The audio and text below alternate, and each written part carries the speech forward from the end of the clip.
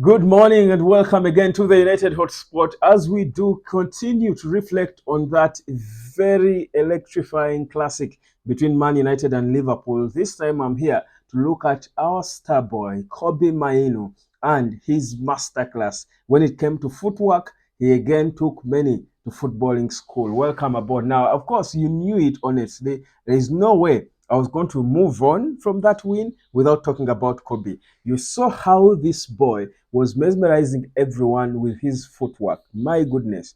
Kobbie, and I said it during the watch along from the start, that he looked like he was in the mood. Is it because Casemiro was not there? Does Casemiro suffocate him in a way?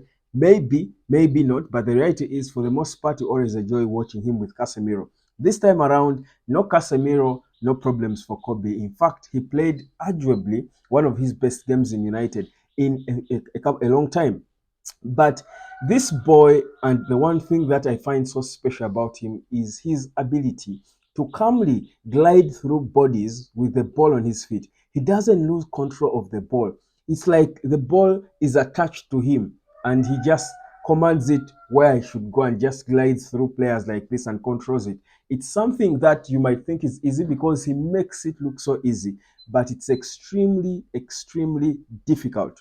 No, not so many footballers, and I can struggle. The only footballer who used to glide with the ball like that was Zinedine Zidane. That's the one player I can recall who's who would turn the ball and would like, as if stone his feet, like he's just sliding with it through players and bodies like that. Those are classic players. I've said it several times that this boy's style is completely different. And whereas people will compare him to Pogba, and there are bits of Pogba in terms of his style, but for me, I see more of a Zidane who does more defensive work and mold him, take him back into the number 10.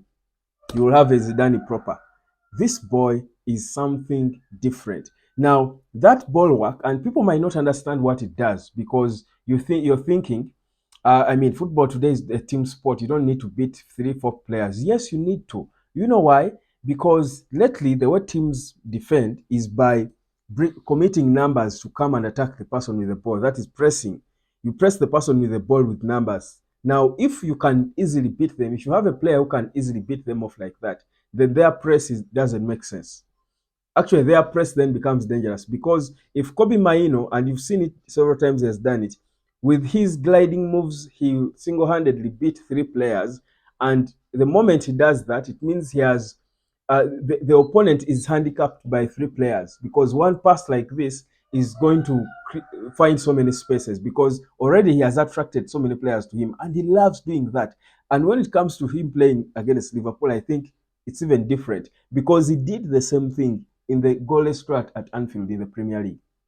How confident is he? You're playing a team, one of the best teams in the league, but you're the youngest boy on the pitch, but you don't care. You're playing in the middle, but you don't care. You have all these guys coming at you, and you're just gliding like that, and don't lose possession. You see, it's one thing to beat off guys, and you either fall, you beat off guys, and you place a wrong pass. You beat off guys, and you do nothing. This boy beats off three, four people, and he still passes the ball right. And he knows when to do it. He doesn't keep doing it. He knows when to play one touch. He knows when to wait for them to come and he beats them off. He knows when to go for them.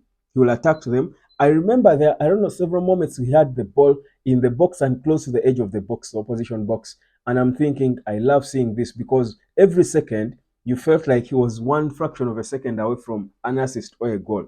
You saw the ball he gave to, for example, to I think he was trying to locate Bruno, or was it Scott?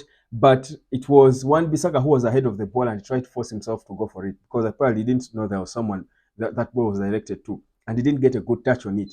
But that could have been a good assist. That's why I say when you play Kobbie as a number 10 with his footwork, you're, you're putting the opposition under a lot of pressure. Imagine playing against a team that has such a player close to your goal. He will either have so many chances at goal, beat off 4, 5 men single-handedly and shoot, or beat them off and assist. Those are players you want close to the goal. More so if you have a finisher like Hoyland. That's why I'm thinking for me, the best thing for Man United should be to mold now that boy into a number 10. because the number 10 position is so important. But Bruno was playing centre back for 30 minutes of that game. Should have been our number 10, but he was centre. I mean, Bruno can play number 10, but he's different. He's a number 10 who just shoots and tries to create chances through shooting. Yet Bruno can give you more value playing other positions. Bruno plays well as a number 8, next to the natural holding midfield, to the central defensive midfielder. He plays well there as a number 8. But this Kobbie needs to be close to the opposition goal. That's where he will be more dangerous, trust you me. But this boy continues to show us his abilities. And you see, you tell a star player, a big player, by how he performs in the big games. Mainoo is a big game player. He's not fazed by the occasion that there is so much noise. He's even cheering and communicating to fans. He's substituted and he's cheering the fans on. This is proper captain character. Proper captain character.